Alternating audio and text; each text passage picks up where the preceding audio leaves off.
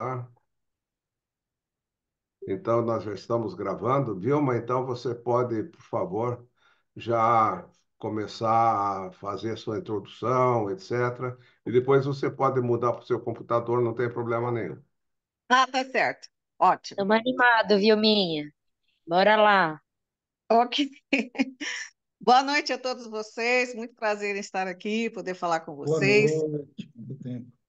Sejam todos bem-vindos. Eu estava hoje conversando com o Marcos. Esse tema é um tema que me atrai desde criança, né? Vocês vão pensar como assim atrai desde criança, né? Eu decidi fazer psicologia muito cedo na vida. Eu tinha 12 anos quando eu me dei conta que eu queria ter uma experiência assim de observar as pessoas, entender a questão humana. E eu morava numa cidade do interior, em Minas Gerais, a cidade onde nasceu o Pelé. Vocês conhecem? Três Lembram? corações. Isso. Três corações. Três Corações. Então, eu morava lá nessa cidade e eu me lembro que um dia esteve lá na cidade um palestrante do Senai e ele foi falar sobre comportamento humano, tipos, né, de personalidade e tal, e eu fiquei encantada com aquela palestra e eu pensei, puxa, eu acho que vai ser legal eu fazer psicologia, estudar psicologia. Muito bem.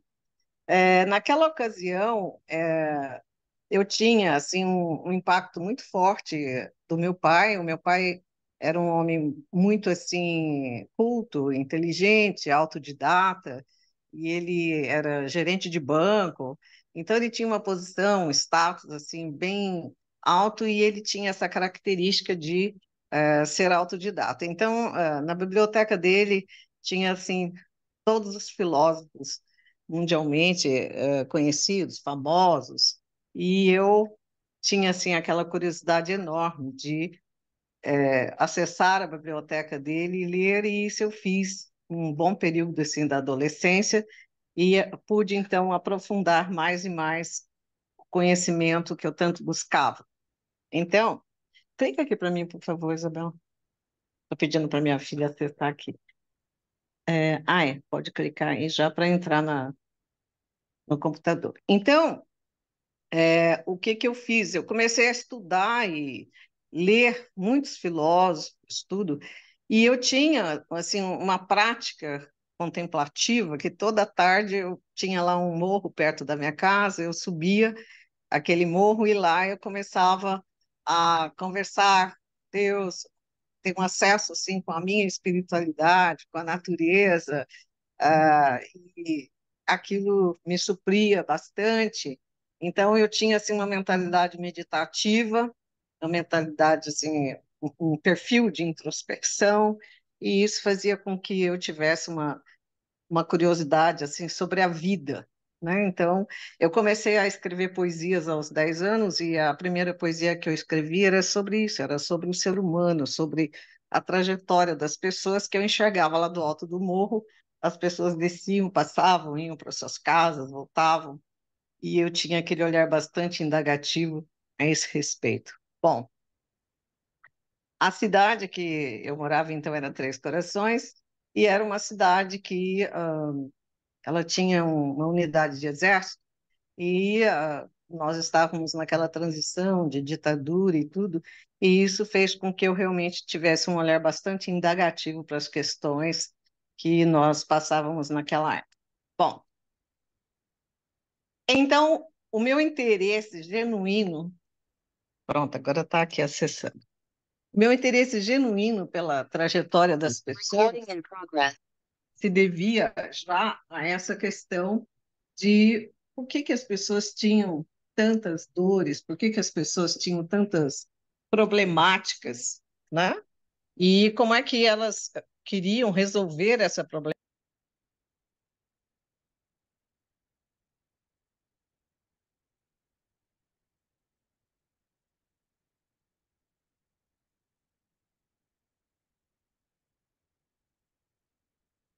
Vamos aguardar um pouquinho, porque ela está trocando de computador.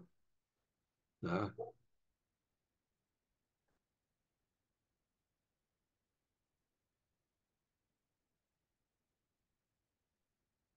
Queria cumprimentar aí quem está chegando, né? Renato Klein, Eliane, tudo bem? Como é que vai? Ah, e mais tantas pessoas aqui. Nós já estamos em 26 pessoas, está ótimo. Está uma frequência muito boa. A Vilma chegou agora. Vamos lá. Mil desculpas. Realmente, o imprevisto aconteceu aqui agora. Então, essa busca, essa minha observação sobre a questão humana começa a partir daí, e então venho para São Paulo, eu vim para São Paulo aos 19 anos para fazer psicologia, para estudar psicologia, e eu comecei então a entrar num cenário que me permitia observar mais ainda de perto as dores humanas, as questões humanas. Bom, o que que aconteceu de importante nessa trajetória? Ao começar a psicologia, eu tinha como certo que eu ia conhecer trajetórias, eu ia conhecer metodologias que pudessem explicar essa questão humana e, ao mesmo tempo, essa questão espiritual.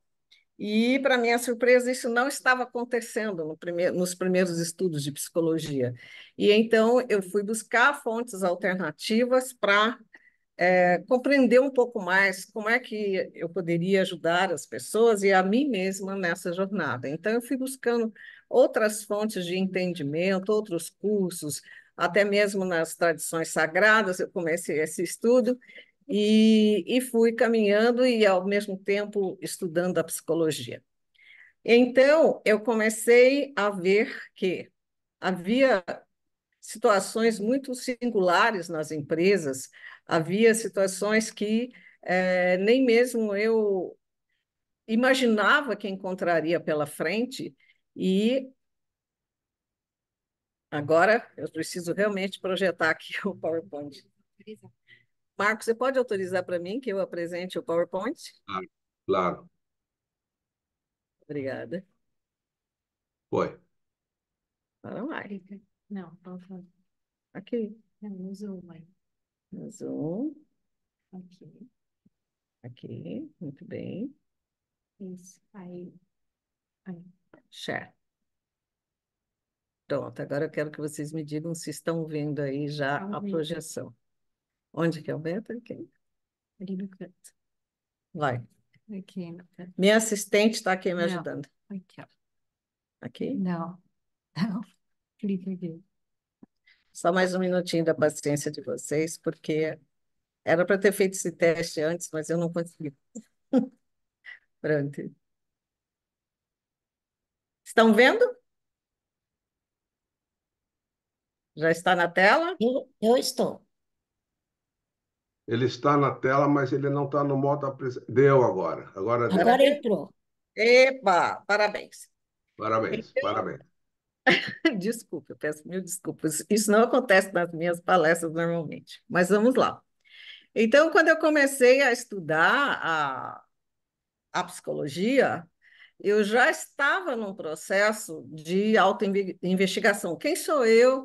E foi isso que começou lá embaixo, lá no início, na minha infância, e esse tema tornou-se um tema muito forte nos meus estudos e até mesmo na minha carreira, durante a minha carreira nas empresas e minha carreira na área clínica, eu percebia que essa era uma angústia geral, as pessoas queriam encontrar essa resposta dentro delas. Eu já me apresentei a vocês, mas vou falar um pouquinho mais aqui para vocês. Quem sou eu, né? Eu tenho um filho, Luciano, de 30 anos, a Isabela, de 25, e eu me definiria assim, né? Apaixonada pela vida, apaixonada por pessoas, desde sempre, por arte, poesias, pela evolução humana, pelas tradições sagradas e pela jornada compartilhada. Eu entendo hoje, após esses anos todos de pesquisa, que nós só conseguimos realmente evoluir e chegar a uma expansão maior de consciência, e tudo através dessa jornada compartilhada e pelas experiências espirituais na nossa dimensão humana e vice-versa. E aqui eu lanço iniciando a nossa conversa, né? Eu lanço aqui um desafio para você que está me ouvindo, vocês. Quem é você? do que você se orgulha na sua jornada e qual é o sentido que você dá à sua jornada. Então, enquanto eu estiver falando sobre isso, gostaria que vocês fizessem essa reflexão e, se quiser, podem até anotar aí no chat, né? Quem é você? O que você mais tem orgulho na sua jornada? Porque esse tema, ele fala da nossa jornada, né? Como nós estamos hoje nesse tempo de tantos desafios. E quem já quiser responder, já pode responder aí, que depois voltaremos aí no chat, ok? Até aqui tudo bem? Tudo ok. Tá. Então, como eu expliquei a vocês, essas meditações que eu tinha aos 10 anos, aos 15 anos, elas vieram de uma situação muito difícil, né, de perdas impactantes. Muito novinha, eu perdi pessoas muito queridas, meu pai, meu avô, um primo, amigos. Então, essas perdas impactantes, elas levaram-me a buscar realmente respostas sobre por que a vida é assim? O que que acontece que há situações em que a jornada é de tanta dor? E, ao mesmo tempo, eu me lembro de um início de terapia que eu fiz aos 23 anos com um terapeuta junguiano, no qual ele me conduziu através da leitura de sonhos, um encontro com a minha sombra, um encontro com aquilo que mais doía em mim, que era realmente eram as perdas. E ele, vendo aqui essa mensagem do Campbell, né? A caverna que você tem medo de entrar, ela guarda o tesouro que você pode encontrar. E foi assim, então, tendo um encontro maior comigo, um encontro com as minhas dificuldades, que eu comecei a buscar mais esclarecimentos sobre essa questão do porquê que a vida é assim. E aí, bem no início da minha carreira na área clínica, eu tive momentos, eu tive pacientes que trouxeram desafios muito fortes para mim e foram pacientes terminais. E eu me deparei com situações muito dolorosas. E aí eu vou comentar aqui com vocês esses 3 cases. O case 1 foi de um paciente terminal, um gerente de marketing, de 43 anos, e ele chegou ao meu consultório já com um melanoma em estado muito avançado, e uma pessoa que estava buscando realmente um jeito de viver, e ele se dizia ateu.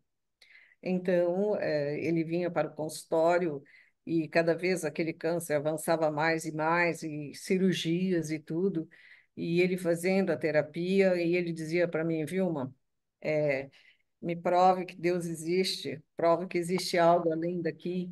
E eu, então, muito nova assim na carreira, eu voltava para casa e eu pensava, como é que eu posso provar isso para ele? De que maneira eu vou fazer isso, né? Eu tenho as minhas crenças e ele tem as dele.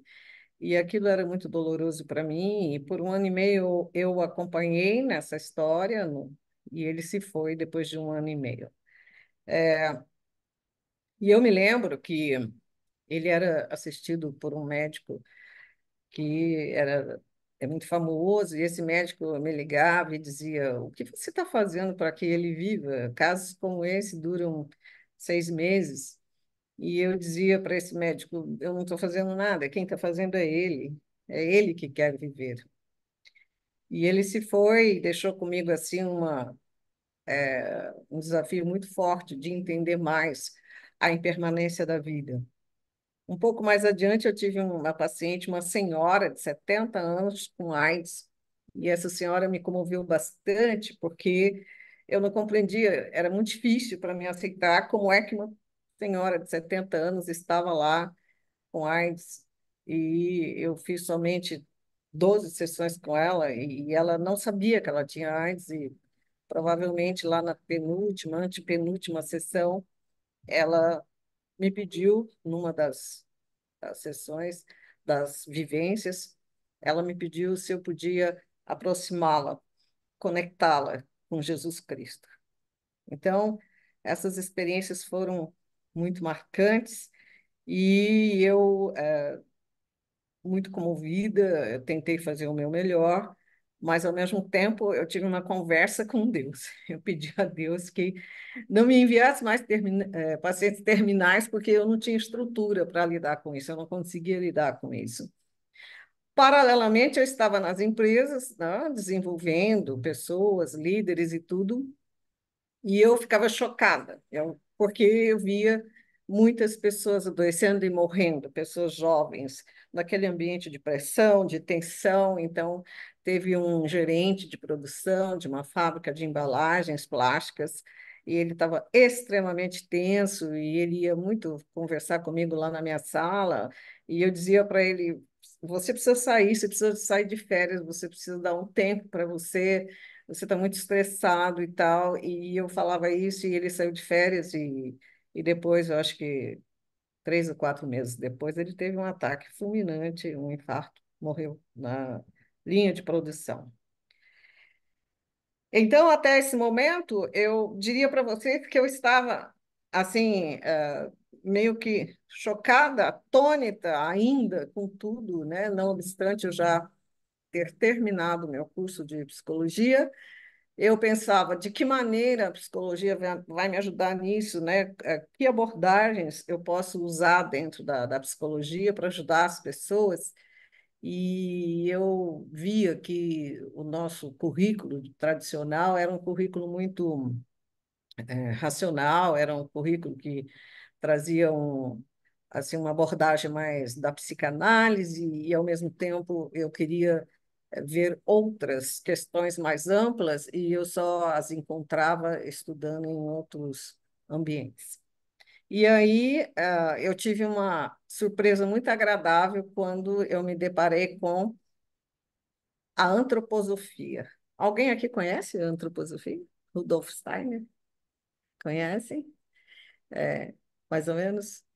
Certo. Eu gostei muito da antroposofia, porque eu vi que havia uma profundidade incrível nessa abordagem, em que buscava-se, né, levar o espiritual do ser humano para o espiritual do universo, e, ao mesmo tempo, propunha, então, que as pessoas se observassem os seus desafios, principalmente o desafio dos setênios, né?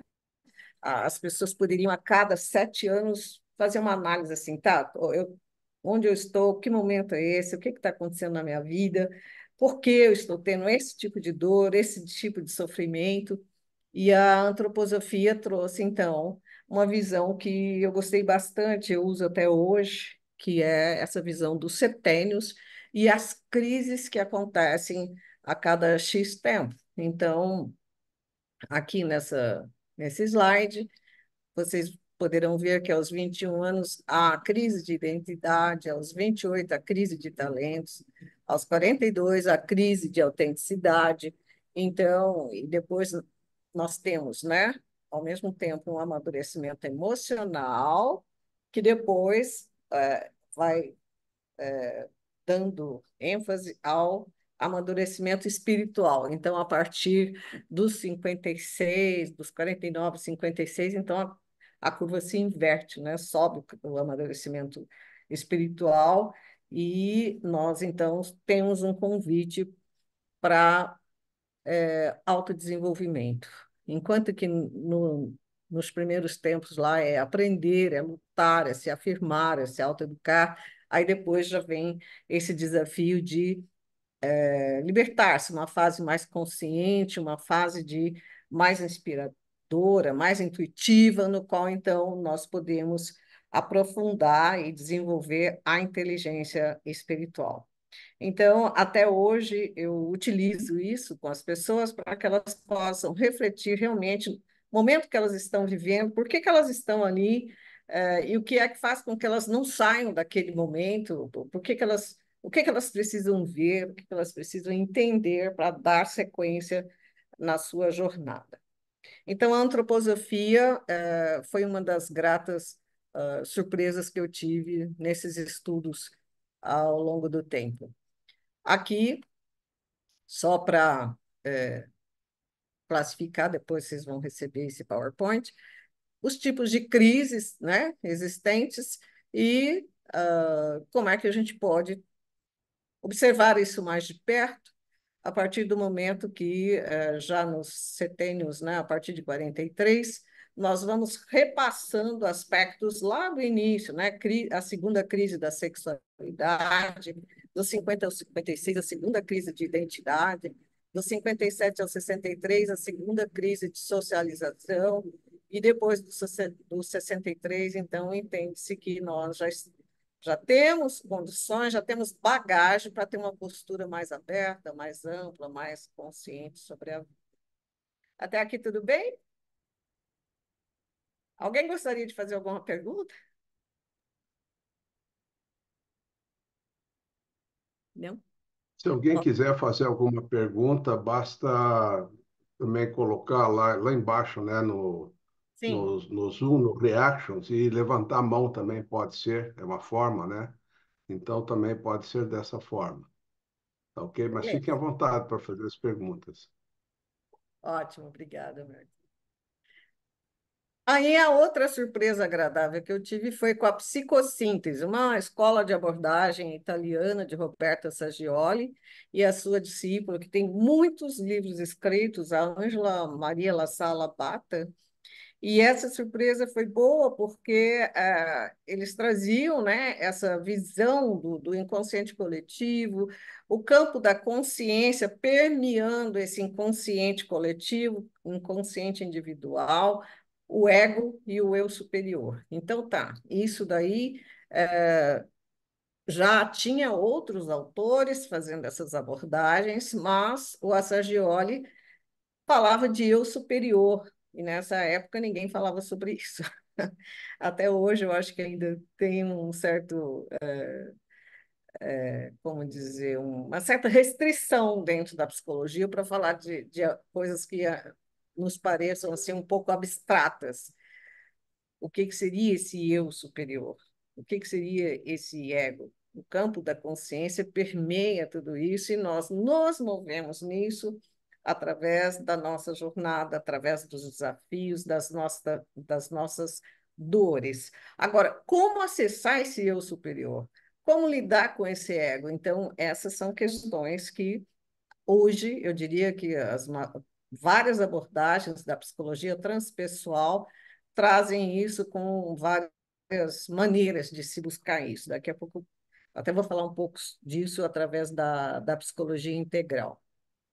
Mas na época eu fiquei feliz quando eu vi isso, porque a Ângela Maria, na Sala Batá, no livro dela Medicina Espiritual, ela dizia que nós temos várias dimensões na existência humana. Nós podemos ser uma pessoa comum, uma pessoa de ideias, nós podemos ser uma pessoa que quer evoluir, que aspira uma evolução maior, um aspirante, nós podemos de aspirante passar a discípulo, de uma evolução mais ampla, e de discípulo podemos chegar a iniciá-los. Tá bom. E nessa trajetória, as doenças físicas, elas vão ser específicas, ou seja, a pessoa comum que não busca essa evolução, ela vai ter doenças que vêm até do coletivo, ela vai estar muito suscetível, muito vulnerável para doenças que são coletivas. A pessoa que está focada em ideais, em ampliar conhecimento, ela também está sujeita a esse tipo de fragilidade. Já quando a gente atinge o nível de aspirante, que quer evoluir mais, ter uma experiência espiritual maior, nós então teremos doenças que virão do conflito do ego com o nosso espírito. Então, essas doenças são doenças que hoje a gente classifica como neuroses, distúrbios psicossomáticos, pânico, ansiedade, depressão, são tudo doenças que também vêm desse conflito do ego com a nossa dimensão espiritual maior. E a Ângela Maria dizia, então, que quando nós nos tornamos discípulos, então aí nós estamos completamente livres dessas doenças. Então, nós já teremos assim uma saúde mais plena. E aquilo me deixou feliz, porque eu pensei, bom, então eu tenho que cuidar o máximo de mim para sair e subindo aí nesses degraus e sair dessa condição, né, de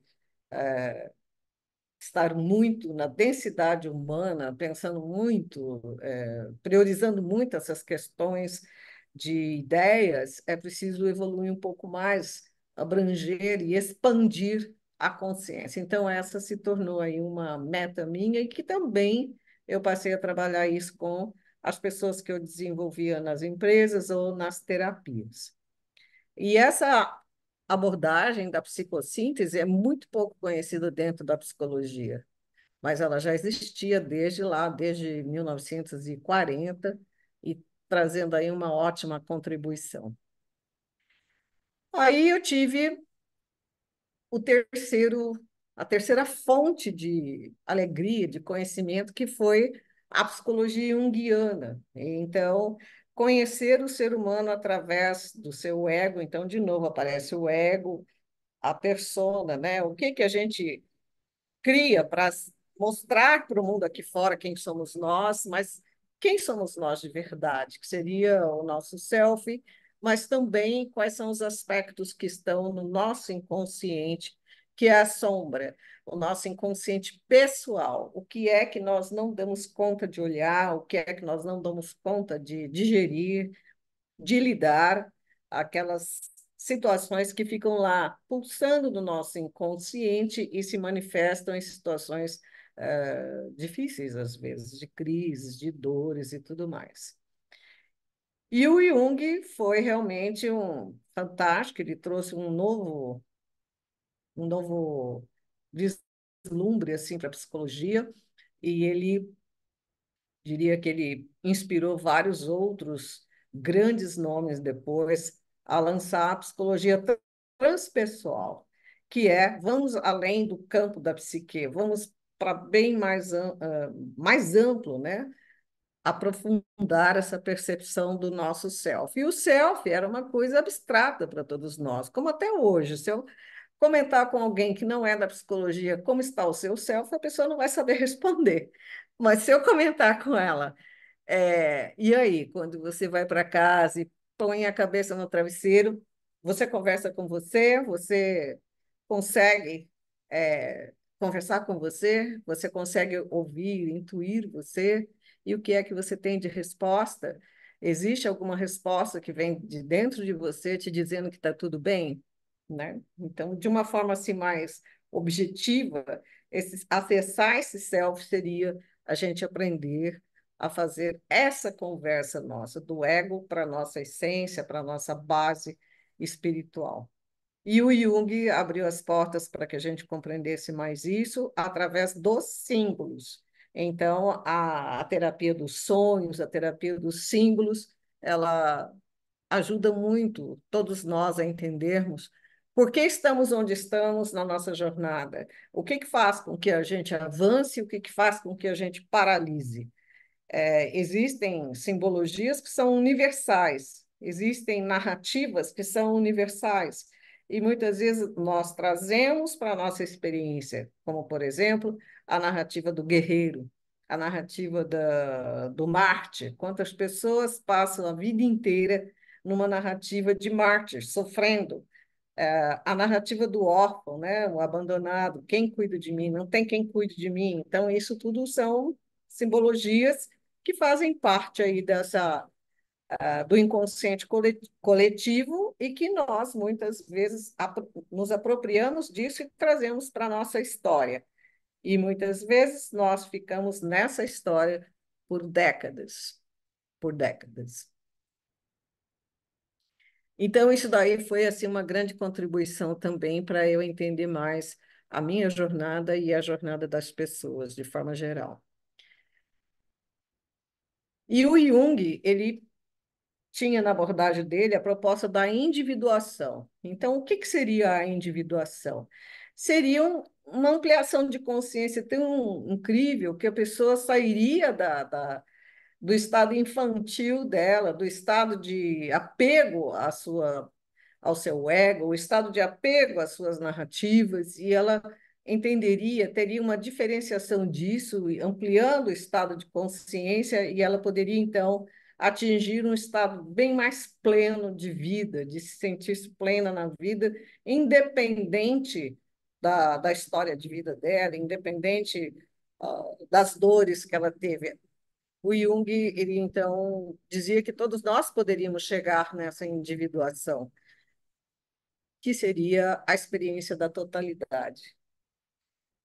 Tá, mas isso ainda era muito abstrato. Como é que eu poderia explicar isso para as pessoas? Como é que eu poderia falar isso para os meus pacientes e as pessoas que eu orientava? Olha, vá em busca da sua individuação. Era preciso que a gente tivesse um caminho, era preciso que nós conseguíssemos traduzir isso para a nossa vida diária. E eu continuei, então, buscando essas respostas, eu continuei pesquisando para poder exatamente atender quem?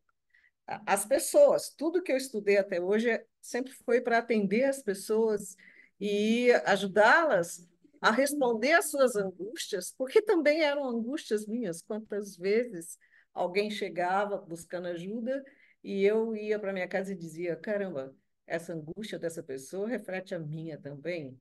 Então eu preciso avançar mais rápido ainda para ajudá-la mais ainda. Bom, estou indo muito rápido, pessoal. Olha, eu acho que não, Vilma. Tá um relato bem coerente, tá dentro de uma cronologia, não é? Tá Certo. tudo muito bem. Eu só quero ver como é que isso vai desembocar no processo de evolução humana, né? Porque nós estamos curiosos assim para saber como nós vamos evoluir, né? Então, essa é a minha curiosidade. Perfeito, perfeito. E essa colocação sua me faz lembrar muito um dia que eu li um texto daquele filósofo, Teilhard de Chardin, é assim que se fala? Teilhard de Teilhard de Chardin. Chardin. E aquele dia que eu li o texto dele, eu fiquei extremamente feliz, porque lá nesse texto ele dizia assim: não é que sejamos seres humanos buscando a espiritualidade na face da Terra. Nós somos seres espirituais buscando a experiência humana. Então, quando eu vi aquilo, eu falei: caramba, é isso mesmo, por que que eu não pensei nisso antes? Assim, eu estava invertida, eu estava muito assim naquela coisa de cadê a minha iluminação espiritual, onde é que eu vou chegar e tal. Era o contrário, era preciso entrar na experiência humana para então depois buscar essa via, né? E eu gostei muito disso. Bom, e aí, uma coisa importantíssima que aconteceu na minha vida e acontece na vida de todos nós, eu tenho certeza que acontece na vida de vocês, todos os dias, a todo momento, a sincronicidade, né? São sinais que chegam até nós apontando a direção. E essa sincronicidade, desenvolvida pelo Jung, seria nós prestamos atenção nos acontecimentos e qual a relação causal desses acontecimentos, qual a relação de significado que esses acontecimentos têm naquele exato momento em que estamos vivendo. Então, muitas pessoas chamam isso de coincidência significativa, mas não são coincidências.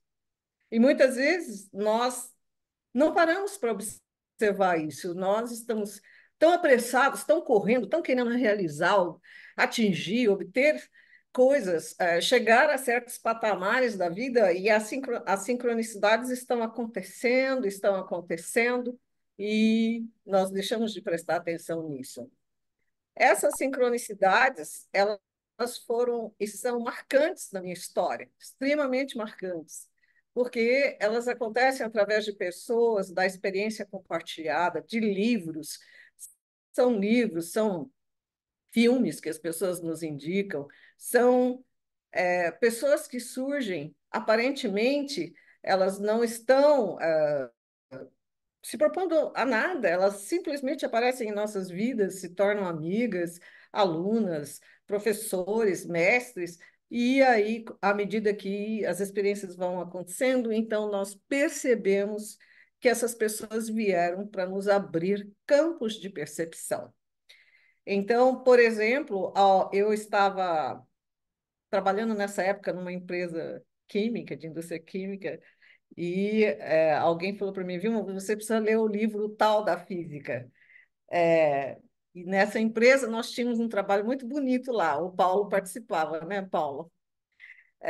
Um trabalho bonito e a gente falava, discutia inteligência emocional, autoconhecimento. Estávamos buscando, eram todos buscadores, não, não é, Paulo? Oi, está em silêncio. Ah, liguei o microfone. Oi, Vilma, que saudade, querida. Que trabalho gostoso que a gente fez junto. Teve uma utilidade, assim, para toda a Foi, vida. Ainda tem. foi. E foi lá nesse grupo, Paulo, que alguém falou para mim, leia o livro tal da física, né? Aí Eu eu não lembro li desse aí, não, mas eu acredito. o livro do Fritjof Capra. Então, eu tinha o quê? 28 anos, 30 anos. Eu li esse livro, eu fiquei, meu Deus, eu falei, que isso? Que é isso? Tal, a física, e lá o autor explicava muito essas dimensões do campo de energia, e ele explicava muito as correlações da tradição do tal com a física, e mais do que isso. Nesse livro, ele dizia como é que Jesus Cristo se materializava em diferentes lugares. E aquilo eu fiquei impressionada. Eu falei, como assim? É possível explicar isso? Olha, Marcos, como que eu era deslumbrada. Eu era muito deslumbrada. Essas coisas me deixavam assim encantadas, encantada. E esta foi uma sincronicidade na minha vida. Eu li esse livro e então eu passei a desejar estudar mais as tradições sagradas, especificamente o taoísmo e o sufismo. E eu fiquei desejando ir à Índia para estudar isso. E eu nunca tinha tempo para ir à Índia e eu só ficava lá no meu coração desejando isso. Daqui a pouco essa história tem uma continuidade, vocês verão. Mas antes de eu seguir, eu gostaria de saber se alguém aqui teria uma sincronicidade significativa que aconteceu na tua vida para compartilhar conosco. Oi. Ah, eu tenho uma sincronicidade. Eu Ah, tenho várias, né? Eu tenho muitas. várias, porque a gente está aberto a isso, né? Então, assim, as É, sincronicidades acontecem, né? Uma foi você ter vindo no meu curso, né, Vilma?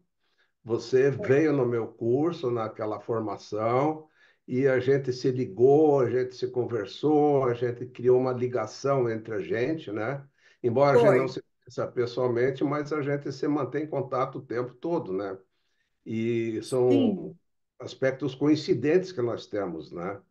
Então, isso é E uma vo- sincronicidade, né? Sincronicidade. eu achei incrível essa sincronicidade. É.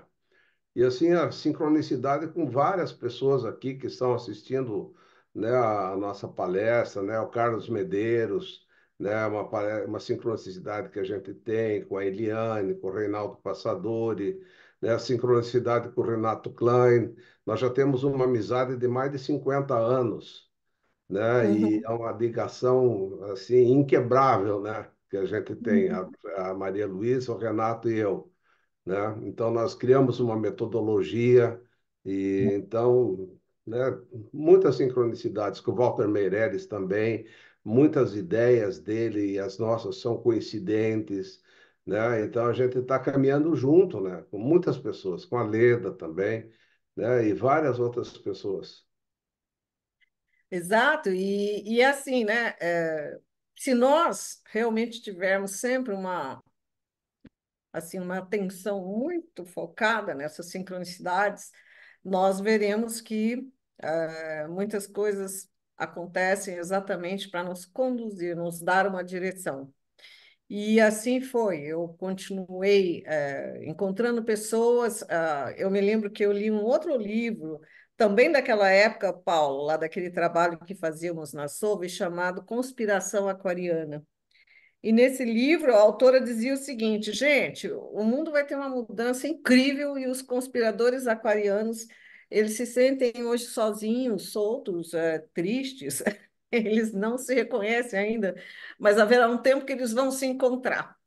E eu pensava, meu Deus, eu vou encontrar minha turma, eu vou achar minha turma em algum momento, porque naquela época eu estava me formando, já estava recém-formada em psicologia, e eu não encontrava espaço dentro daquele ambiente da psicologia para falar sobre tudo isso.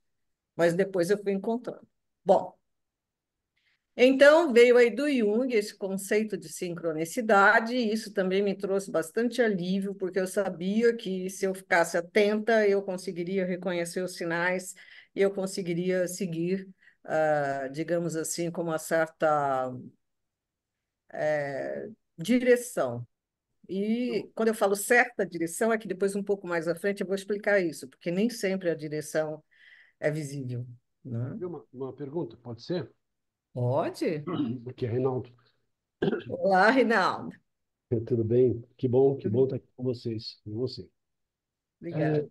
eu tenho a sincronicidade, além do que foi dito agora de sintonia, de frequências similares, que se manifestam de várias formas. Uma delas, por exemplo, hoje aconteceu, e para mim é comum acontecer isso. Eu estou assim, eu estava o dia inteiro para ligar para uma pessoa, resolver um problema assim.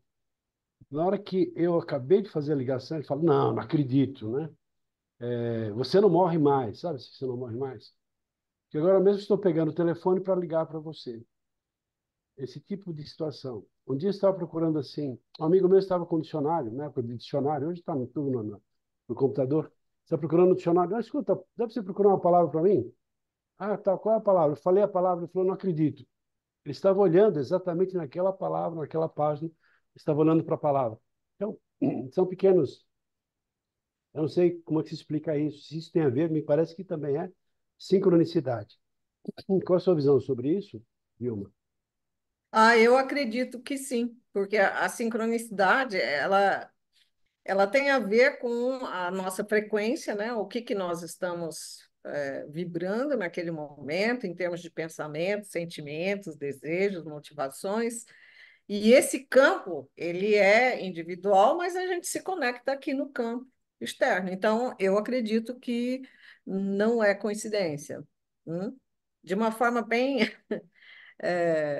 trivial que eu estou explicando. É óbvio que quando a gente começa a estudar mais esse assunto, a gente vê que tem é, argumentos bastante fortes sobre isso, mas eu acredito que não é coincidência. Assim como não é coincidência estarmos nós aqui, exatamente as pessoas que definiram e que reservaram um tempo para estar aqui hoje. Eu entendo que não é coincidência.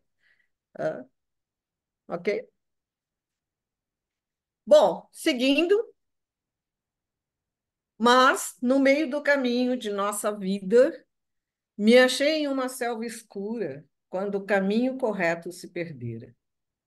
Essa é uma frase do Dante Alighieri. É, puxa vida, então é assim: no meio do caminho havia uma selva escura. Na tradição xamânica, eles falam que é a longa noite escura, que todos nós, mais cedo ou mais tarde, temos que passar por essa longa noite escura. E então, novamente, eu volto para a minha experiência lá de consultório. Eu tinha dito a vocês que eu tinha acompanhado os pacientes terminais, eu tinha sofrido muito e eu pedi a Deus que não me enviasse mais pacientes terminais. Eu dizia, eu não estou preparada para isso, eu não posso, não quero. Bom, então chega no meu consultório uma executiva com 42 anos, vinda de uma empresa, de um banco, e o médico a encaminhou para terapia e ela, 2 meses depois de fazendo terapia, ela chegou para mim e falou: esquece tudo que a gente está tratando em terapia, acabo de descobrir que eu estou com um câncer de mama muito grave, e eu vou ter que extrair a mama, eu vou ter que fazer quimioterapia, radioterapia, e tudo que eu estou tratando com você fica para depois. E ela me disse: você pode continuar cuidando de mim? Eu fiquei em estado de choque com a pergunta dela. Primeira coisa. Na minha cabeça, jamais eu deixaria de cuidar dela. E eu fiquei chocada com essa pergunta dela. E eu disse, claro, conte comigo. Falei, por favor, me dá o telefone do seu médico, que eu quero conversar, ver realmente as implicações e tal, do seu quadro. Então, eu fui falar com o médico dela, pessoalmente, e o médico, então, me disse, esse caso é um caso fatal, não tem cura. E eu fiquei olhando para aquele médico em estado de choque e eu voltei para casa e eu conversei com Deus. Falei, eu pedi que, por favor, eu pedi tanto que não me mandasse mais pacientes terminais, né? Conversando com Deus, um pouco revoltada e tal. Bom, mas continuei cuidando dessa executiva. Foi um tratamento intensivo, durou 2 anos, 3 sessões por semana, tudo que se possa imaginar eu aplicava. Eu já era formada em hipnose, eu fazia hipnose para diminuir as dores, aquele negócio todo. E nas sessões dela, as sessões mais dolorosas, eu perguntava para ela, e então, você quer viver? Ela dizia, eu quero viver, eu tenho um filho, eu tenho que viver, eu quero viver. Ela não sabia da gravidade do quadro. Ela me perguntou o que que o médico disse. E eu disse para ela, o médico falou que você vai viver, que vai dar tudo certo. Então, após 2 anos de terapia, essa moça teve a alta, né? E essa moça está viva hoje. E eu me lembro que nas sessões mais dolorosas, em que eu chegava na casa dela, ela estava na cama, sob efeito da quimioterapia, eu dizia para ela, ok, eu vou aplicar uma indução hipnótica para diminuir a sua dor, mas me diga, o que que você quer visualizar aqui nessa sessão? Ela dizia, eu quero visualizar Nossa Senhora de Fátima vindo me acolher e cuidar de mim. Então, eu falava para ela, Nossa Senhora de Fátima está chegando, vai cuidar de você. Ela tinha uma forte fé em Nossa Senhora. E essa moça está curada. E depois, eu tive uma outra paciente de 70 anos, com depressão refratária grave, tomava 6 medicamentos por dia, um caos completo. Começou a fazer terapia comigo depois de 12 eletrochoques. E eu chegava todo sábado, eu abria mão de ficar com a minha família, ia lá cuidar dela, na casa dela, e eu chegava lá e ela dizia para mim: Ah, terapia não funciona, não gosto de psicólogo, nada disso funciona.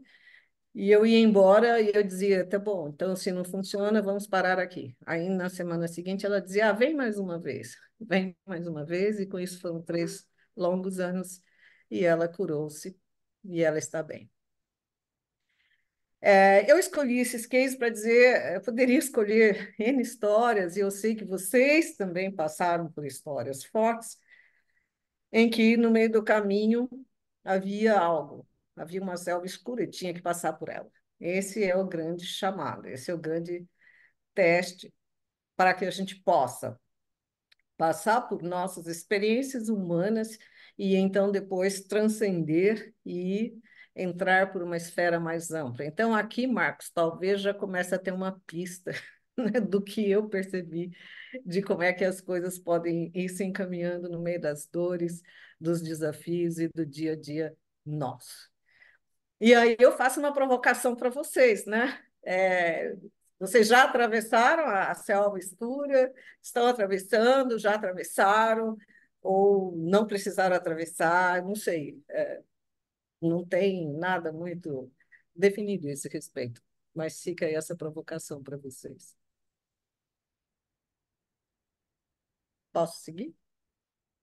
Com Vilma, o certeza Carlos clareia ali, né? Medeiros. Não fica escuro sempre. Olá, Carlos. Tudo bem? Oi, boa noite. Boa noite. A tua apresentação está sendo excelente, excepcional, viu? Ai, obrigada. Eu me conectei muito com o que você acabou de falar agora, porque eu vivenciei muito forte isso quando eu fiz 49 anos, né? Entrando já no auge da meia-idade e agora com 62, eu passei por 2 setênios muito decisivos mesmo de descoberta, de busca, de rompimento com todos os tipos de padrões, enfim, uma série de coisas que agora, entrando nesse último setênio da socialização, né, você mostra lá no teu slide, eu vejo como foi importante essa passagem crítica que foram os setênios dos 49 aos 56. Como foi crítico, foi difícil e foi importante, até para firmar o amadurecimento da gente mesmo, né? Então, você falou nessa questão agora, eu me lembrei de mim, como dizem Ai, que o bom, Carlos. Gurdjieff, né? Good, Jeff. Obrigada pela contribuição. É isso mesmo, né, gente? A gente nunca sabe em que momento vem essa experiência da noite escura. Ela pode começar quando a gente é pequenino, ou na adolescência, pode ficar mais forte quando somos adultos, ou até mesmo quando já somos mais maduros. A gente nunca sabe. E a gente também não consegue, às vezes, dar conta da experiência sozinho. É aí que entra o que eu falei da experiência compartilhada, a importância de entendermos que a experiência humana aqui, ela precisa ser compartilhada para que a gente dê conta, muitas vezes, dessas longas travessias, né? Posso seguir? Tem o Se me Walter ainda. permitir. Oi, Walter. Boa Ah, noite, sim, agora eu vi, boa noite. boa noite a todos. Inicialmente, gostaria de parabenizá-la pela apresentação, né, bastante interessante, e a gente se vê, né, nessa tua experiência também. Eu acho que todos nós que vivenciamos esse caminhar nessa vida humana aí, com uma conexão com a espiritualidade, né, tudo isso. Então, tudo que você colocou de experiências, né? Eu me vi aí colocado, me vi nas minhas dúvidas hoje, nas minhas intenções futuras né, daquela história, né? Qual é meu propósito de vida? O que que eu vou fazer? Eu sinto muito, muito forte essa necessidade dentro do meu propósito de vida de fazer essa integração entre a gestão organizacional com a gestão espiritual, né? Nesse sentido e nesse aspecto, eu acho fundamental, e a gente sabe que dentro né, a minha atividade sempre foi na indústria, né, sou engenheiro, mas como engenheiro, talvez pela sincronicidade, eu sempre tive uma relação muito forte com a psicologia, né, fiz 2 pós-graduações com psicólogos da área bioenergética, então, isso Obrigada. tudo me levou a me interessar muito e sou engenheiro de segurança também, e aí me levou muito a querer desenvolver e tive a oportunidade de experienciar um pouco, né, aquela que se chama a segurança baseada no comportamento, né? Ou, Uhum. né? Então, a tua experiência, né, eu acho que eu estou representado por tudo que você está falando, né? E com relação à grande noite negra da alma, né? Se eu não me engano, o Dante Alighieri lá foi Rosa Cruz, né? Lá naqueles primeiros séculos, e dentro da Ordem Rosa Cruz, né? A gente fala muito nessa grande noite negra da alma que todos nós passamos, né? E, independentemente da época do tempo, muitas vezes você está lá em cima, né, se achando tal, e de repente vem essa experiência. Então, a gente precisa realmente estar preparado para essa vivência, essa experiência. Então, a minha gratidão aí por esse trabalho belíssimo, né, que você está colocando. E só para finalizar, também, dentro desse processo da sincronicidade, né, eu conheci algumas médicas da linha antroposófica aí em São Paulo, eu moro aqui em Recife, né, e a gente está desenvolvendo um projeto social aí, né, enfim, e ela acabou de me presentear com 2 livros, né, de Rudolf Steiner, né, de Uau, olha Jesus, aí. de Jesus a Cristo e o Evangelho segundo Lucas, né? Então, Nossa. é fantástico, um grande conhecimento, e isso integra todos os nossos conhecimentos, né? Eu acho que nesse momento que é importante a gente perceber essa integração, seja dentro do pensamento do Instituto Horus, do pensamento de outras filosofias, tudo é a mesma coisa, e é gratificante a gente perceber isso, né? Então, minha gratidão aí pelo seu trabalho, pela sua vivência e experiência. Ai, muito obrigada, excelente. Olha, ó a sincronicidade acontecendo. Muito bom. Obrigada, Walter. Bom, gente, tá, então até esse momento da jornada, eu estava já com algumas respostas, mas a angústia permanecia. A angústia era: como é que eu posso ajudar as pessoas? Como é que eu posso ajudar a mim a fazer esse trajeto de uma forma mais leve, mais suave? E aí veio para as minhas mãos o enneagrama. E quem trouxe foi um aluno lá daquela época lá em que eu estava conhecendo o tal da física e eu queria estudar o sufismo. Eu era maluca para estudar o sufismo. Eu falava, vou ter que ir lá para a Índia. Aí esse aluno chegou e falou, Vilma, toma esse livro aqui, estuda isso, e nós nos tornamos parceiros, né, em vários projetos, e eu fui para a Febraban, e lá ele falou, eu quero que você ensine o enneagrama para os líderes nos bancos. Bom, eu muito desconfiada, falei, enneagrama, que isso? Isso é... Na psicologia eu não conheço isso. Ele falou, é melhor você ler e estudar. E eu comecei a ler e estudar, eu fiquei chocada, falei, meu Deus, o que é isso? Esses mestres sufis, o que é isso? Onde eles existiam? Como é que eles criaram um negócio desse tão incrível, profundo? E de lá para cá, eu já tenho pelo menos uns 8 livros estudando o Enneagrama e já apliquei pelo menos umas 30 mil pessoas esse estudo do Enneagrama. Mas o que é importante de se ressaltar é o que os mestres Sufi explicam nesses livros mais sagrados, que o Enneagrama ele tem uma visão do ego, do nosso perfil pelo ego, e ele tem uma visão da essência. E nós temos que entender que não devemos utilizar o enneagrama só para tipologia do nosso perfil. Nós temos que observar de que maneira esses perfis, de que maneira a gente se identifica com esses perfis e como é que a gente pode fazer o caminho de resgate, o caminho de reconexão com a essência. Então, eu estudei com o mestre Sufi, argentino, que veio para o Brasil, e aí ele nos disse que antigamente, quando foi criada essa ferramenta, o foco era cada pessoa precisa encontrar e desenvolver as virtudes dos 9 perfis. Mas uma vida é pouco para desenvolver tanta virtude. Então, se ela escolher uma só, já está de bom tamanho, né? Eu falei, ufa, que alívio. Então, cada perfil traz aí uma virtude, né? O perfil perfeccionista vai buscar a ética, a correção, a perfeição. O doador é o amor, é a solidariedade. O perfil 3 do Eneagrama, o executivo, ou tem vários livros, né? Os nomes dos perfis mudam, mas na sabedoria do Eneagrama, o nome do perfil 3 é executivo, vai buscar a virtude da autenticidade. O perfil 4, individualista, vai buscar a virtude da arte, da estética.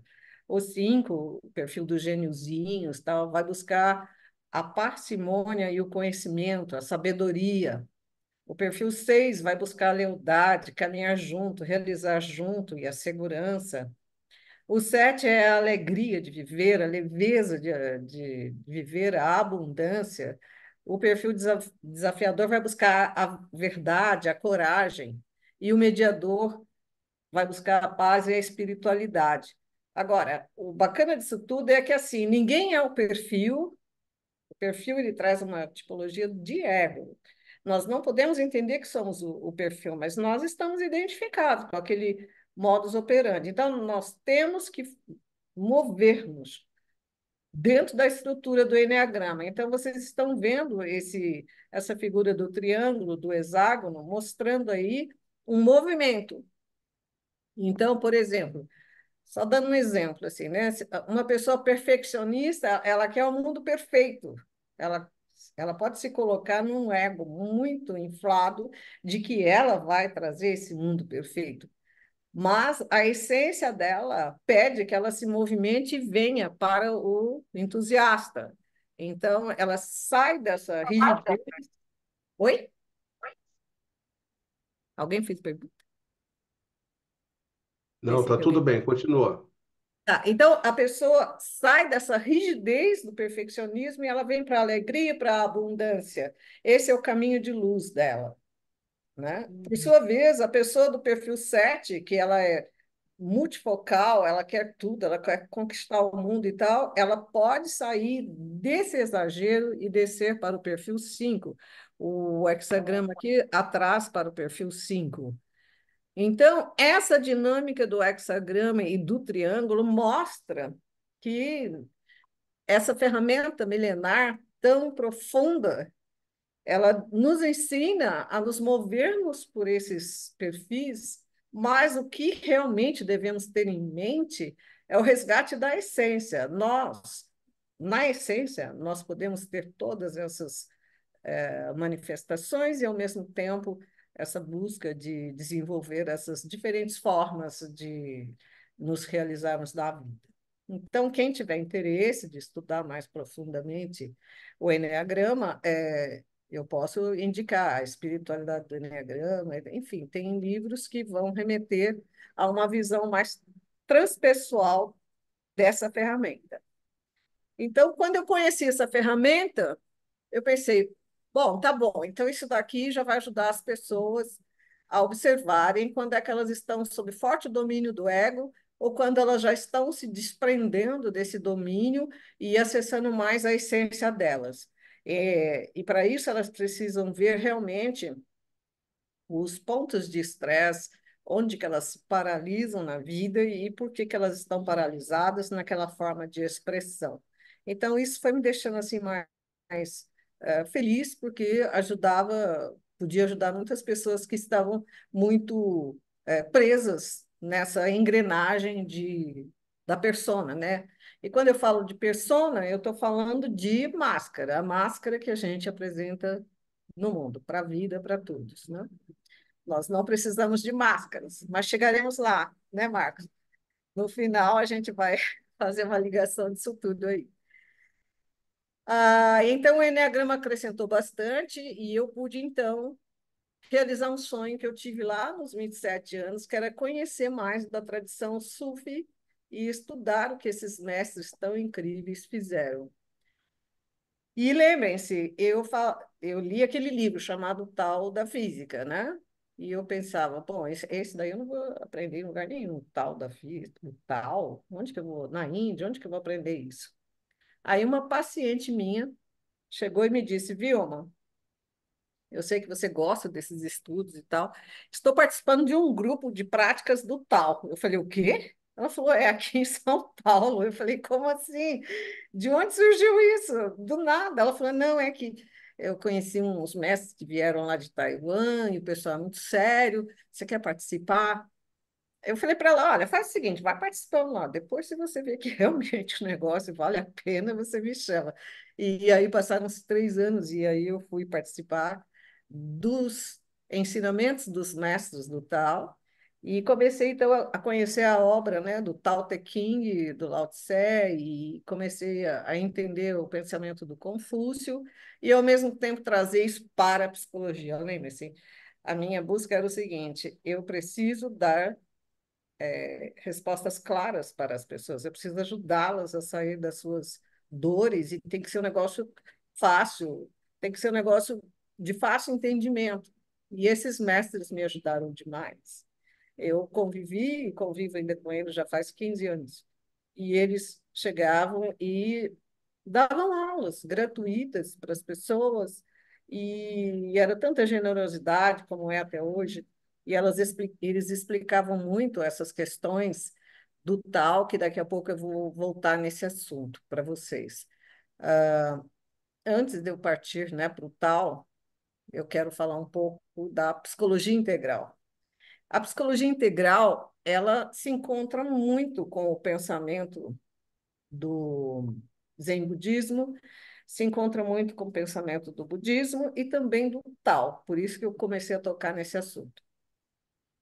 O Ken Wilber, que é considerado o Einstein da consciência humana na atualidade, ele tem N obras, esse homem é extraordinário, ele já publicou, não faço ideia de quantos livros, e eu o conheci a obra dele através de um rapaz que frequentava esse grupo do tal. Então, de novo, a sincronicidade, as pessoas trazendo e me entregando de presente pistas. Ó, vai por aqui, estuda isso aqui, vai por ali.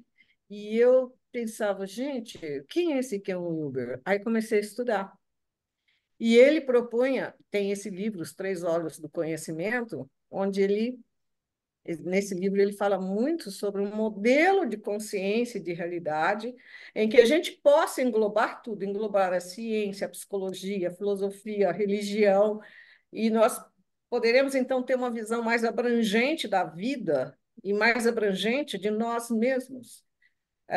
E inspirando-se nessa metáfora de São Boaventura, ele propõe nesse livro os três olhos do conhecimento, né? O olho do sentido, o olho da carne, o olho da mente e o olho do espírito.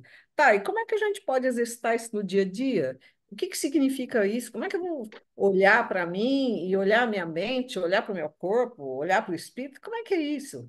Então, ele faz essa classificação, né? Nós temos a matéria em si, nós temos a mente, a vida permeando tudo isso, a nossa mente, a nossa alma e o nosso espírito. E os três olhos do conhecimento vão focar sobre isso. De que maneira?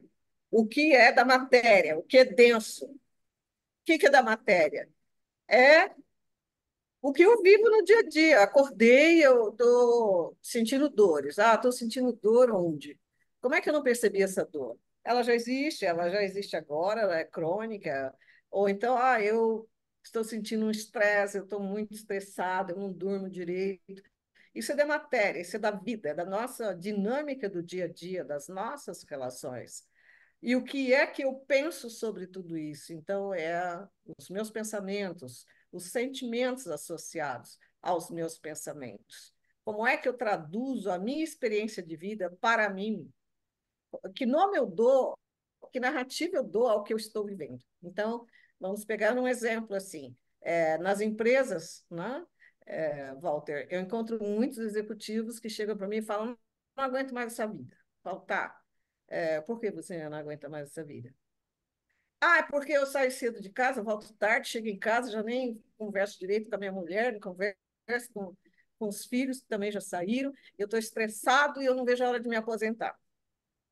E eu estou com muito estresse, e já tive doenças e tal, e eu digo, tá bom, e quanto tempo falta para você se aposentar? Nem faço ideia de quanto tempo falta, e bom, pensando bem, eu acho que mais uns 10 anos. Eu estou falando de respostas de executivos que eu falo, o quê? Você está nesse estágio de olhe para você, para o seu corpo, olhe as condições corporais orgânicas suas, olhe para a qualidade dos seus pensamentos. E então, como é que você se conecta com um significado da vida? O que significa viver para você? Então, o que um Wilber fala sobre isso, os três olhos do conhecimento. Como é que a gente pode e deve exercitar o olho que enxerga a nossa vida material, a nossa vida mental e a nossa vida espiritual. É fácil fazer isso? O que vocês acham, gente? É fácil ou não? Fácil, todo mundo fazia, né, Vilma? Faria. Não é, né, gente? Se fosse fácil, né? Não é. Obrigada, viu, Ana? Aninha tá aí, Ana Carolina. Não é fácil. Então, nós precisamos do quê? De práticas. Nós precisamos nos exercitar diariamente num processo interno de autodescoberta, de autoinvestigação e mais do que isso, né? De procurar nos libertarmos de tudo que nos aprisiona, que nos impede de termos uma vida mais tranquila, mais livre e buscar isso como uma meta de vida. Então, o que o Wilber me ajudou bastante nesse sentido, e me ajuda, eu estou estudando muito, muito do que é o Wilber, e teve o Alexandre, né, Marcos, que deu uma palestra, não foi? Foi. O Alexandre falou disso, né, da Ele vida está aí, interior. está aqui O Alexandre conosco está hoje. aí? Ai, que Tá? bom! Então, o Alexandre também estuda a psicologia integral, educação integral, espiritualidade integral. Então, quando se fala dos níveis de consciência, é importante a gente entender onde que a gente está se encaixando nesses níveis de consciência em todos os cenários da nossa vida, né? Na vida pessoal, onde que nós nos encaixamos? Estamos priorizando alguma coisa mais ampla ou estamos lá prisioneiros de um desses níveis que reforça muito o ego, reforça muito o autoritarismo, reforça muito a ganância, a rigidez. Então, me localizar aí nessa agenda de níveis de consciência é, para mim, um forte lembrete diário de por onde eu devo caminhar. O que mais que eu preciso fazer para me desenvolver, me expandir no meu estado de consciência e ter mais saúde, mais qualidade de vida e também ajudar as pessoas. Então, essa tabela aqui, ela mostra claramente que a humanidade ainda está muito paralisada nos níveis aqui do ego, que existe há 3.000 anos, da pessoa, o ego pessoa usado, nível amarelo, ego pessoa conformista, ego pessoa impulsiva.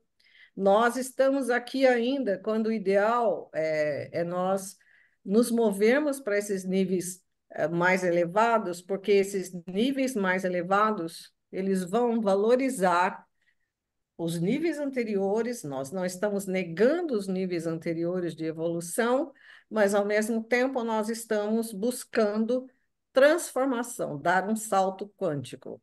E esse salto ele não é simples, ele não é rápido, e é por isso que, mais uma vez, nós estamos aqui em grupo hoje estudando sobre isso, sobre a jornada, compartilhando, aprendendo uns com os outros.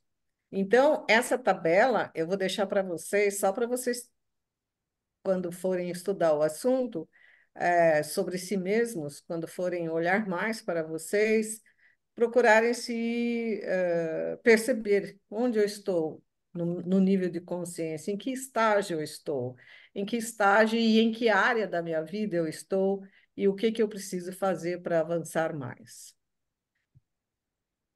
E eu disse para Vilma, você, oi, Vilma, eu só fazendo uma pequena intervenção aqui, sim, regulatória.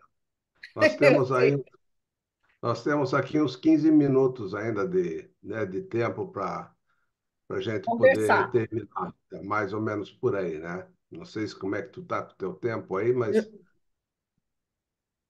Eu estou correndo muito, né? não está correndo não, mas a gente tem um tempo mais ou menos aí de uns 15 minutos por aí para terminar, 15, 20 minutos. Bom, eu estou no último item, no penúltimo item. Aí depois Ah, já então tá, encerro. então estamos no horário, então tá no horário. Vamos? Então, aqui eu disse para vocês sobre o Tao, a minha convivência com os mestres do Tao. E os mestres, o taoísmo, ele tem uma conexão muito forte com a educação integral, com a psicologia integral, quando ele propõe, né, nesta filosofia, propõe que nós estamos agora na era branca, é a era da consciência universal. Nós tivemos a Era Vermelha, a Era Verde, essas eras duram séculos e séculos e séculos, e nós entramos agora na Era Branca. E a Era Branca, ela propõe uma elevação da consciência universal. E esse símbolo aqui do Yang e do Yin, né, mostra que a humanidade cresceu, se construiu dentro da energia Yang e agora ela desce para a energia Yin. E essa energia, o que que ela é? Ela é uma energia que propõe que nós possamos nos ordenarmos, que nós possamos elevar o nosso nível de consciência, que nós possamos ter mais paz, mais harmonia e cooperação entre os povos e mais evolução espiritual.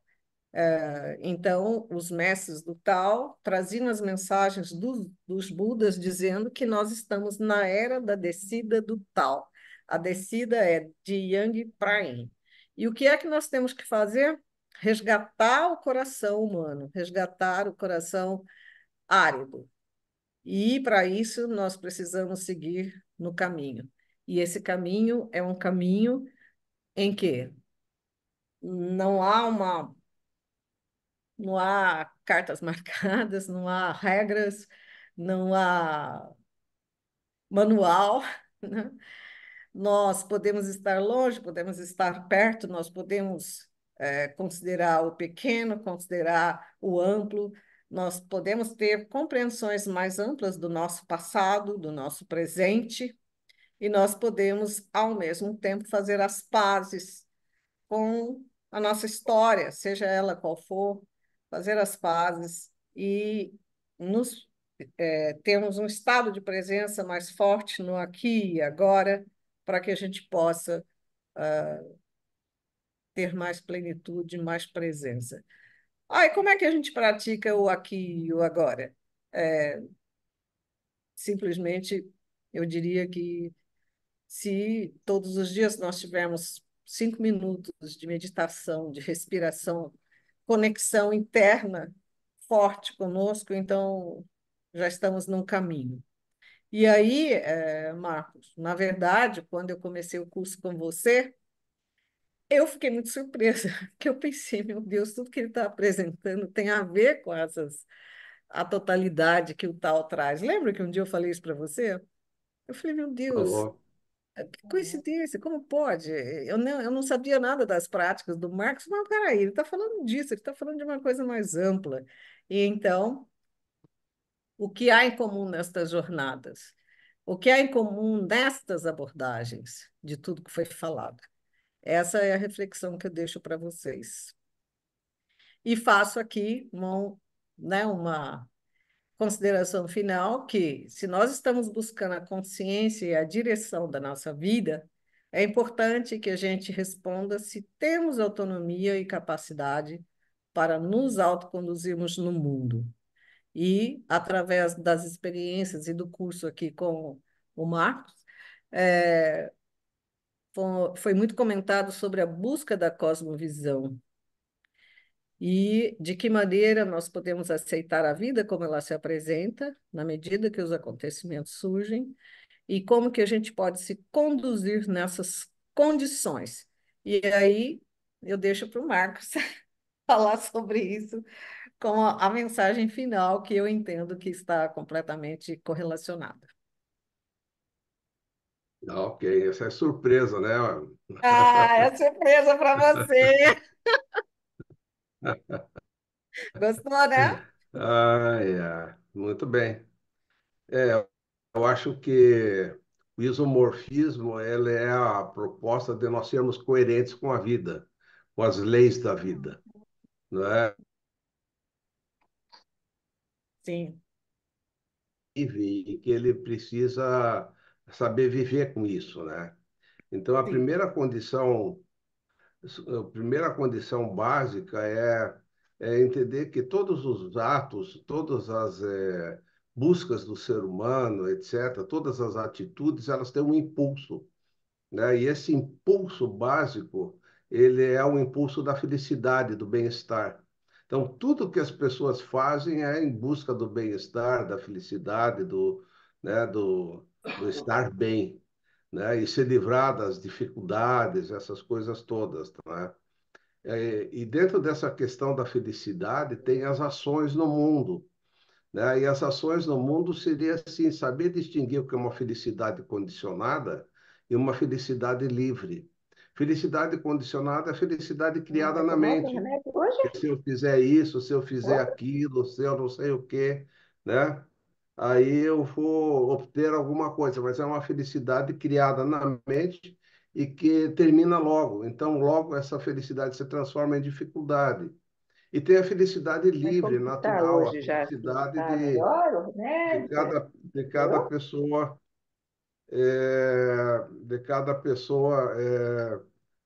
que tem no seu interior, né? Uma felicidade interna. E esse é um ponto importante, assim, da gente buscar essa felicidade natural que o ser humano tem, que só pode ser vivida no agora, né? E o segundo ponto é cada um faz o seu melhor, que todos os seres humanos estão sempre fazendo o seu melhor. Por pior que sejam os nossos olhos, as pessoas estão sempre fazendo o seu melhor, né? E mesmo que um dia não faça tão bem, mas isso ainda é o melhor da pessoa, né? E aí, essa questão de fazer o seu melhor, dentro da mentoria e dentro do isomorfismo, significa que a pessoa ela pode ativar mais potencialidades internas. Então, se a pessoa quer superar limites, ela precisa ativar potencialidades internas. É o que o sistema ISO, né, fornece, ferramentas para ativar as potencialidades internas para que ela possa superar os seus limites. E o terceiro ponto que eu gostaria de colocar assim é que nós não controlamos nem as pessoas, nem os pensamentos e nem os acontecimentos, né? Nós não controlamos nada, né? Nós vivemos as coisas acontecem, os acontecimentos vêm fora do nosso controle. E o único controle que a gente pode ter são as nossas ações frente aos acontecimentos, como eu me comporto frente aos acontecimentos. Então, isso nos leva a termos uma compreensão da gente mesmo, uma compreensão das outras pessoas, uma compreensão isomórfica, coerente. Então, compreender o seu filho, compreender sua esposa, seu marido, seu funcionário, compreender as pessoas no trânsito, através desse quadro que todo mundo quer ser feliz, que todo mundo está enrolado com essa história da felicidade, né? Que cada um faz o seu melhor e que a gente não pode julgar ninguém e que a gente não controla os acontecimentos. Então, tudo isso vai nos ajudar a ter uma vida melhor e mais compreensiva, nós conosco mesmos e com as outras pessoas. Então, basicamente, esse é o resumo do quadro, viu, Vilma? E aí, Marcos, respondi a tua pergunta lá atrás? Respondeu, respondeu. Tudo muito bem, tudo muito bem. Tá? Pronto, gente. Então, eu já vou. Aqui são livros indicados e uma mensagem final, Marcos, você é a própria fonte. E a mensagem do Lao Tse: para ganhar conhecimento, adicione coisas todos os dias. Para ganhar sabedoria, elimine coisas todos os dias. Essa é a É, mensagem final. Dá tempo ainda, Marcos, de ouvir o pessoal, responder perguntas? claro, claro, Tá? claro. Pronto, gente. E agora? Quem gostaria de perguntar, falar? Que Eu agora eu preciso, gostaria, eu, Carlos, por favor. eu pedi o seu contato aí, eu coloquei no chat, se você puder, evidentemente, porque muito interessante a tua abordagem, eu me conecto absolutamente com ela, né? Foi nesse contexto mesmo que eu conheci o Olos lá atrás, que eu fui cursar psicologia transpessoal. Enfim, tem muita coisa em comum. Eu acho que a gente pode promover um encontro e com a tua fala e para um grupo que eu participo, que eu dirijo. E, enfim, se você puder deixar o teu contato, seria interessante, tá? O meu WhatsApp já está aí no chat para você também. Aqui, ótimo. Aqui estão meus contatos. Nossa, excelente. Vamos conversar. Tá bom. Obrigada. Silvia? Boa Ou noite a todos. Eu agradeço a oportunidade, Vilma.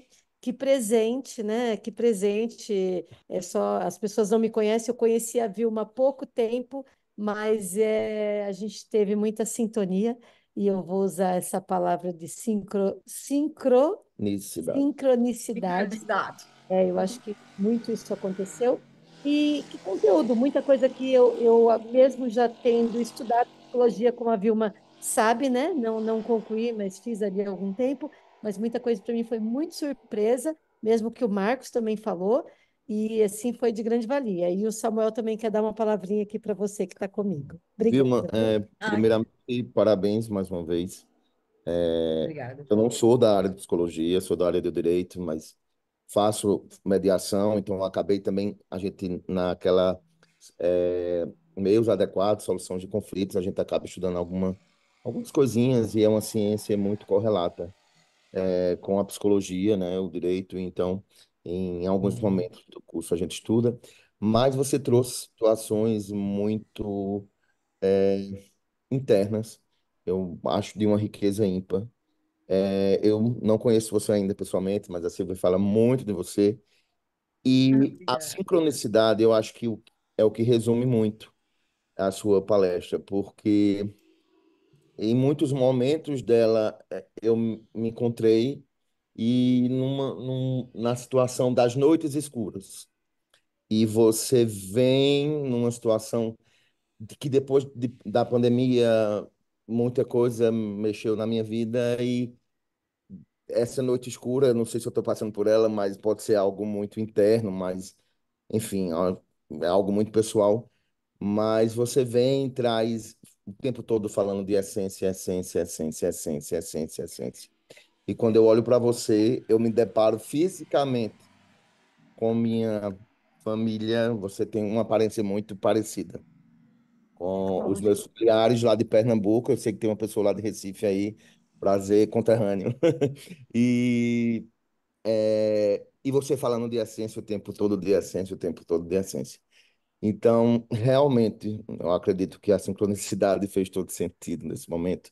Queria agradecer, primeiramente, a Silvia por ter me, às 6h30 da tarde, ter me dito, ó, tem essa palestra aqui, vamos assistir. E a você pela Ah, que palestra. Obrigado muito, obrigado, obrigado mesmo. Parabéns mais uma vez. bacana.